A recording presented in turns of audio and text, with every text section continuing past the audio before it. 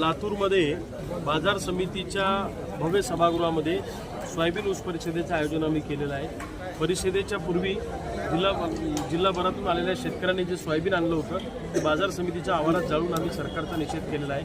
हे सोयाबीन जाळण्याची वेळ आमच्यावर आलेली आहे। ओल्या दुष्काळामुळे अनेक ठिकाणी सोयाबीन सोगायचीच वेळ आली नाही। जे काही सोयाबीन थोडं बहुत वाचलं त्याला सरकारने 8,500 रुपये भाव दिला पाहिजे। सरकार भाव देणार नसेल तर किमान मिळणारा भाव आणि त्याच्यातली तफावत भाव फरक म्हणून मध्य प्रदेशच्या धर्तीवर आम्हाला दिला पाहिजे।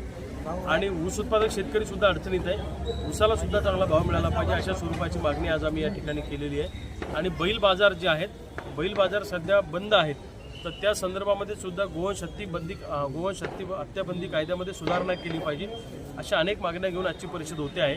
सरकारने आमच्या मागण्याकडे जर लक्ष दिलं नाही तर महाराष्ट्रातल्या शेतकऱ्यांचा प्रचंड मोठा असंतोषाला सरकारला सामोरं जावं लागेल। जुलमी सरकारचं करायचं काय? अरे जुलमी सरकारचं करायचं काय? तुम आगे बढ़ो, हम तुम्हारे साथ हैं। तुम आगे बढ़ो, हम तुम्हारे साथ हैं। किसानों